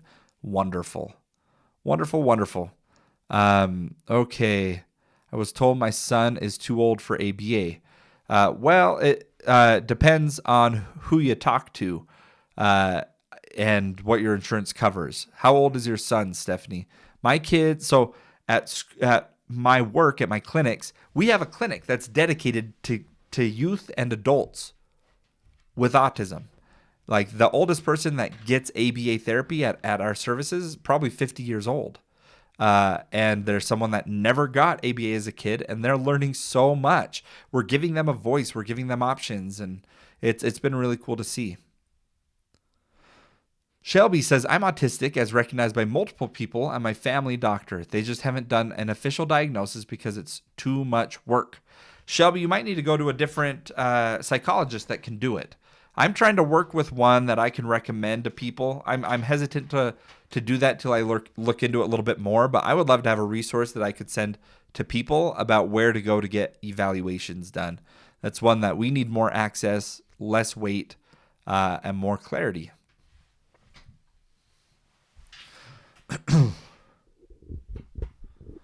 All right.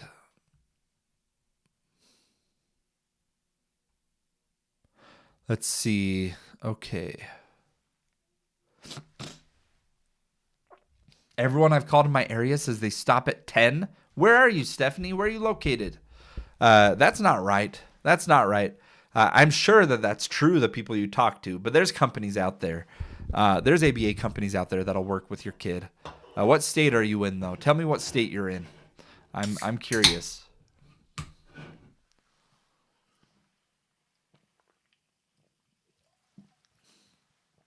I'm seeing questions about what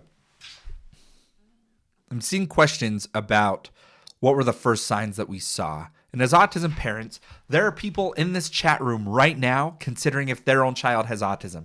And I want you to put yourself back in those shoes, okay? Put yourself back in the shoes of when you were not sure. I had these thoughts. Am I just seeing things? Am I just wanting them to have autism? Am I just, a bad parent and not giving them enough attention, not giving them the proper environment to succeed? All that's going through your head. So I want to know, what were some of the first signs you noticed with your child? Put it in the chat. Stephanie, Ohio. Oh my goodness. Keep calling. I would not take no for an answer. There's people, oh yeah. You can get services over the age of 10 for sure.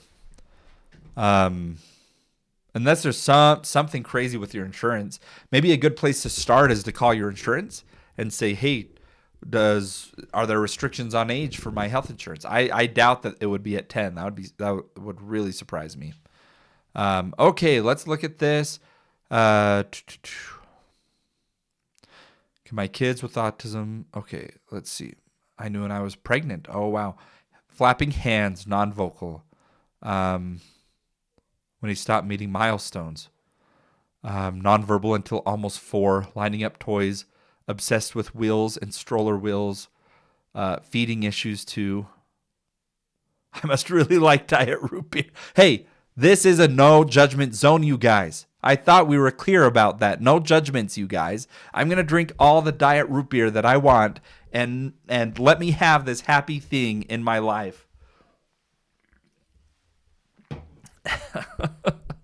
Okay. Lining up toys is so fascinating to me. So some of the earliest signs that I saw with my kids were not responding to their name. That was the biggest one. Not responding to their name. I mean, kids learn that very early on, and not do that. I have a video of my daughter, and my wife has asked that we not put videos on TikTok of my daughter, which I understand. And so we have decided not to do that. Otherwise, I would share this video, but I'll just tell you about it instead. But she doesn't respond to her name, but she responds to her brother's name. And so we say her name. She doesn't say anything. And then I say Enzo, and he goes, or she doesn't say anything. And then we go Remy, and she goes, yeah. And she says, yeah, to Remy's name. And so the reason she does this is because we have a Rambler house. We have a little basement, and that's where our older 2 boys are. And so we yell down there all the time. I'm not going to walk down there. So we go, Remy, Sam, and they yell back up, yeah. And so now both of my 2 kids with autism, they don't respond to their own name, but when we yell down and we say Remy, Sam, all 4 of our children in unison yell back at us, yeah. It's really funny, really cute. Stephanie, your son is named Enzo? Oh my gosh. Love that. Love that. Yeah, it's my boy's name. My 12-year-old son has struggled from when he was 6 years old and started school since rejecting applications. What do you do when you and your partner don't agree on discipline? Bailey, this is an important one. First, I want to share my thoughts on spanking, and then we can address what to do when partners see it differently. My view on spanking, and again, this is my platform, which means I get to say what I think.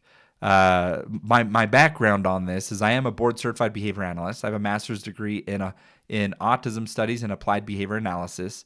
I am the CEO of a company that provides autism services. The past 10 years, I have just been writing plans on how to change people's behavior. And so I can tell you that there is a simple caveman approach to parenting, and that is bad child, I hit child. That is the caveman approach to parenting. And the problem with it is it can scare the kid. You will see that behavior momentarily decrease because they're scared right then. But there's documented evidence of increased aggression later on. And on top of that, you are not teaching a replacement behavior. Behavior change is not going to last. So spanking, not only is it harmful and I think ethically wrong, but it is the lazy way to change a child's behavior. It's the caveman approach. What we really need to do is we need to look at it and say, what is my child trying to communicate? And how can I make sure that when they do this inappropriate behavior, they don't get what they want? Okay? The consequence is if they're saying, I want my iPad, and they hit you, they're not getting their iPad. They need to learn that when they yell like that and they say something that they want, that we're not going to change our mind and give them that thing in that moment. But then we're going to work on what is the skill that they need to have to replace that behavior. And that level of parenting is so much higher and difficult. So I understand there's a lot of parents that are not up to that level of challenge of parenting. The science is very clear on this. This is not something up for debate. Spanking is harmful. And I have spanked my oldest kid. That's the only one that I ever spanked. It wasn't much, and it was before I had learned all of this, and I'm not proud of it. But my concern is that I've had people come into these lives and say that our kids have autism because we didn't spank them. That our kids have autism because of we neglected them and we don't pay enough attention to them. And that is the kind of thing that really bothers me, is not only advocating for a harmful kind of parenting, but then putting the blame on our child's disabilities on the way that we are parenting. So that's my opinion on spanking. Okay. And again, this is a safe space. People can disagree. You can be wrong, but just kidding. But not really. Like this is truly what I believe, and I will. That maybe someday that's something that we can add to our nighttime more tougher discussions, and we can look at evidence together. But most people say, "Oh, I was spanked and I turned out great." That's the problem with the youth these days. No one's getting beat, and like really, like you turned out great. Right now, you're advocating for hitting kids. Did you really turn out great? Like, is that not concerning to you that you're advocating right now to hit your kids, but by saying that you turned out great? Anyway, that's enough about parenting. The important thing is that people parent in unison, that they learn together and they parent together. And it's really hard when one parent feels strongly about spanking and the other one does not. And the other one feels strongly about not spanking. Now, I intentionally didn't read comments while I talked because I can get distracted, but I'm curious people's thoughts on if I was talking too far, if people are in line with what I'm saying, or if there's a lot of disagreeing going on.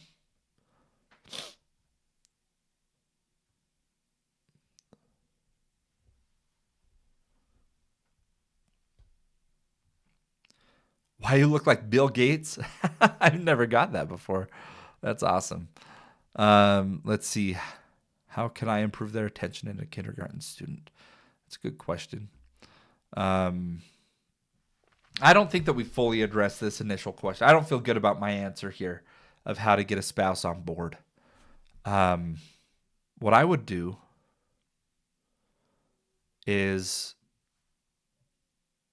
parents and partners need to make sure that they're talking together. I would ask you first, have you talked to your husband about it? Have you talked to your husband about your thoughts and beliefs about spanking? If not, what are you worried about in expressing that? Would your husband be open to seeing evidence or talking to someone who has thoughts on it? And part of it could be, again, when we talk about behavior, you saying don't spank doesn't give a replacement behavior to your husband. And so instead of saying don't spank, you need to have a different way to parent in mind as you work with him on that. So that's my recommendation is learn some of these basic principles of like how to change a child's behavior without the caveman approach of spanking, and instead the more sophisticated approach of identifying the problem and making sure that you put that problem behavior on extinction and you teach an appropriate replacement behavior. That is what we need to do as parents.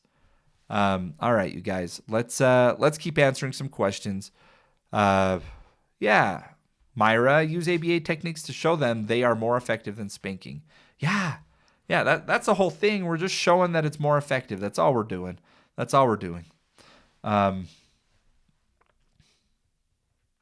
I love when a child that barely talked will respond in different ways. I'd say, "Hi, John," and they respond with, "Hi, John. I know it isn't a perfect response, but they went out of their way to answer me. That means a lot to me as well. My son has been repeating a lot of what we say, and it's been so fun to see his language start developing. Or when a child shares their special interest with me over and over, like, yeah, I already know what they're going to say, but the joy they have telling me makes it so worth that repeat conversation. Guys, is there anything more pure than a child engaging in their special interest? I mean, I can't think of anything that I enjoy seeing more than someone going through their spending time with their special interest. I do that to my boyfriend. He just sits and listens. I didn't realize I did it till he told me. This was a year into our relationship. All right, you guys.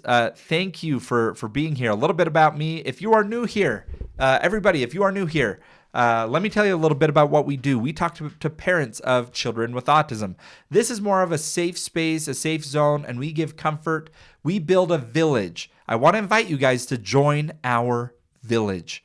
We have the most amazing people. We have a Discord for after this live is no longer up. We have a Facebook group if you don't do Discord.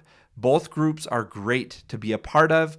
It's a support group. It's for autism parents or people with autism.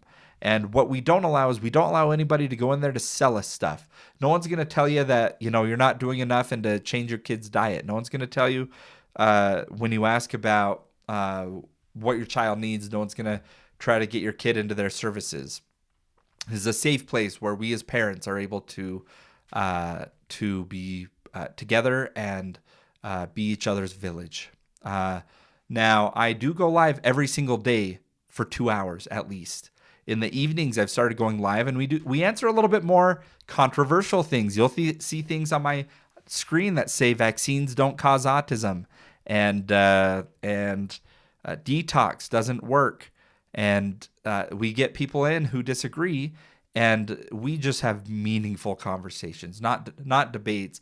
Not debates in the sense of strongly disagree and yell at each other, but like truly listening to where the other person's coming from while also having all the science and evidence on hand. So, all right. Some more comments on YouTube, everybody. My son likes to repeat instructions to himself. I love that he's learning and walking himself through something. I love that. Guys, just a reminder, YouTube is where I'm prioritizing questions today. If you have questions, hop on over to YouTube, and that'll be the best place for me to answer them. If there are no new questions there, I'll come back over to the TikTok. But first dibs today for questions goes to YouTube. I'm not sure if I have it, but I'd like to try to get a diagnosis. But what if I don't have it? Marina, if you don't have it, then that's fine. That's fine. I know a lot of people that went to get an autism diagnosis and they didn't meet the qualifications. That is a scary part though. Like I would recommend before you go and get an evaluation, talk to a therapist, and in a therapy session, work through your thought process of how are you going to feel if you get the diagnosis, but also how would you feel if you didn't? And working through that preemptively is really going to help you process in the moment. Really, don't fear the diagnosis or not getting the diagnosis. Getting clarity is more important. Okay, let's see. Any other questions here on YouTube? No more questions on YouTube. We had a lot of really good ones on YouTube, though, today. That was great. Okay. You guys, let me tell you my plans with this group, okay? My plans with this group is to build the most informative and supportive group on TikTok and on social media that is not trying to sell you anything that's going to get your kid better other than just the knowledge of the basics that you need to do, okay? I talk about the 5 parts of the autism journey. And I want to make sure that you know these parts. Before you think about any vitamins, any supplements, any diets, anything like that, I want you to go through these 5 steps in order and give yourself the freedom and confidence to breathe. You don't have to have everything figured out right now. If you're an autism parent, it is okay if you're struggling. I had a breakdown today. I had a breakdown shortly before I came on live because of some stressors that are on me. And it's okay. It's okay. But I am very protective of parents of children with autism because I am one and I know how hard this is. And so let me break down these steps. The first step, okay, the very first step of being on the autism journey is building your village. That's why I asked earlier, and I'll ask it again. Maybe I'll ask it a different way. When was the last time that you slept away from your home without your child with you? Without your autistic child with you? How long has it been since you went on vacation?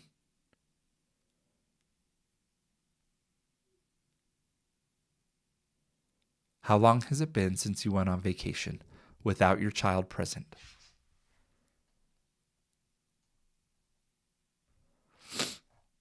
I want to know, when was the last time? 11 years. Never. It's important for people to see this, okay? So I know I've asked this before on other days, but a lot of people say never. I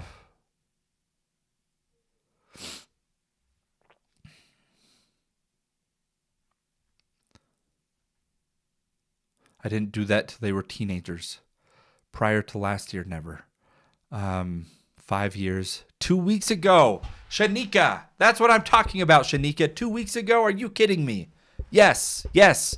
Guys, I want to introduce you to a world where you feel enabled and empowered and free, to where you have a village, to where you could drop your kids off somewhere or have someone come to your home and you could go and go out of town overnight with some friends or with your spouse. And if you don't have a village, that's why the very first step of this autism journey is build a village. Build it. Build it little by little. If you don't have a village, bake cookies tonight and go take them to your neighbor and introduce yourself. Get their phone number. Okay? You bring them cookies, you introduce yourself, you give them your phone number, and if you get good vibes from them, invite them over for dinner sometime. Get to know them. Little by little, you're going to have friends. You're going to have neighbors. You're going to have people that matter and that are meaningful to you in your life, that you would be willing to have help with your child. And they would love to. There are good people out there. And so the first step is build a village. We've only gotten to step 1. Step 2 is get clarity, get your diagnosis. The third part is where it gets really fun. Okay? The moment your kid gets a diagnosis, suddenly you're so overwhelmed you forget to breathe. And now that's when people start thinking, okay, what about leucovorin? I've heard about that, but can I give my kid Tylenol? Oh, I don't remember. Gluten-free, that's something with autism, right? And you just got this diagnosis and you're overwhelmed by the amount of information. And step 3 is the point where I tell you, forget everything that you think you know about autism. Forget all the things that people have tried to market to you. And all I want you to do right now is focus on building a care team of experts for your child. You don't have to be the expert. You don't have to know everything. You don't have to know how to potty train your autistic kid. You don't have to know all the different diets and ways to help with GI issues. That is too much for one person to know.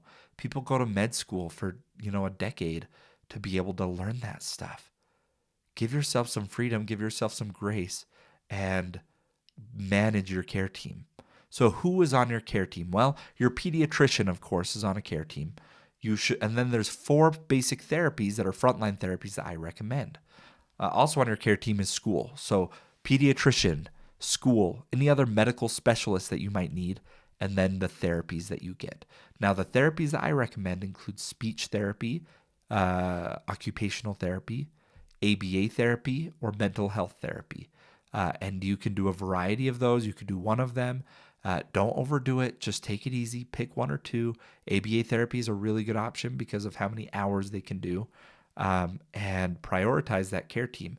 Each one of those comes with an expert that is now part of your care team. You now don't know what to do with your aggressive child. You got a BCBA on your phone contact list that you can call and be like, hey, look, this is what's happening. I need your help. Write me up a plan. I'll follow it, but I need you to write it for me. Build your care team. Build your care team. The fourth step is where it gets fun. Once you've done the third step, at that point, you have a village. You could go out for the evening. You have someone to come and watch your kids on date night. But this third step is you now have a care team. You have experts. You can trust that your child is being taken care of well. You don't need to look at all the fringe therapies. Your insurance is paying to have the best autism experts around you. So quit worrying about everything else and let these experts do their thing. But step 4, if all of that feels good and you're comfortable, step 4 is at the point where now you can start learning about other things. Let's go and learn. How do I sleep train my child? How do I improve their gut health because they keep getting constipated? All those things is in step 4 here, where you're learning and you're advocating. Are they cutting ABA in your state? Well, let's start advocating. That's step 4. If you don't have a village, you can't go to a protest and start advocating for your kid. You're back on step 1. So step 4 is learning and advocating. Step 5 is planning for your child's future. I don't know if you've ever thought of your child's future. What is going to happen to your child when you are no longer around? That's a scary thought. It's a scary thought. And I am working right now, probably within the week, I will have the field guide ready that breaks down these 5 steps. It's going to be free. It's just a resource that I want to give out so that people that are on my live know what is the paradigm by which I'm talking to families. It is the simplest paradigm that you can think of. And why? Because autism parents deserve simplicity and they deserve to not burn out within a year. Quit selling autism parents miracle cures and instead give them a sustainable way to handle this beautiful life of having an autistic kid. Lovely Michelle says never went on vacation. Julina says, as someone who can't really feel love or loved, is it possible to ever feel that? Or just ways to handle it better, if that is even due to autism? Julina, I have heard this before, and a lot of times it comes down to like, what does love feel like? And I've seen it where people with autism expect love to feel like something that it isn't. But I do know that people with autism can absolutely love. But the way that you feel it or the way that you show it might be different than another person. And so instead of feeling like, hey, I don't think that I can feel love, I want you to try to find what love actually feels like for you. And please never say that you're not going to feel loved. There are people around you. I mean, you got hundreds of people here, Julina, that are hearing you, can hear you say that you don't feel loved.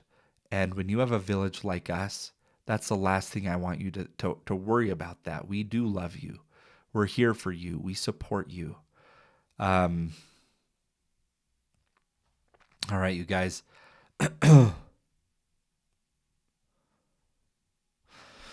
All right, guys, I am going to have to hop off. It has been a lovely 2 hours, but I don't think I'm done for the day. Stay tuned for maybe late night discussions. So make sure you're following me so that you can find me tonight. I don't know what time. I think I have been going at like 10 p.m. Eastern time. And so don't stay up for it. If your kids are already sleeping, by golly, go to bed. Do not stay up to watch me on TikTok. Never do that. Sleep is way more important. But I will be live again probably. It's a little bit less. We do talk to autism parents, but I bring people up who differ in their opinions. I bring people up who believe a little bit more of these conspiracies around autism, and I do so in a very polite way to make sure that people can hear a valid and solid voice advocating for the basic science-based strategies to support people with autism. So thank you guys for being here, and I'll go ahead and see you guys in a few hours here. Thank you guys. Talk to you later.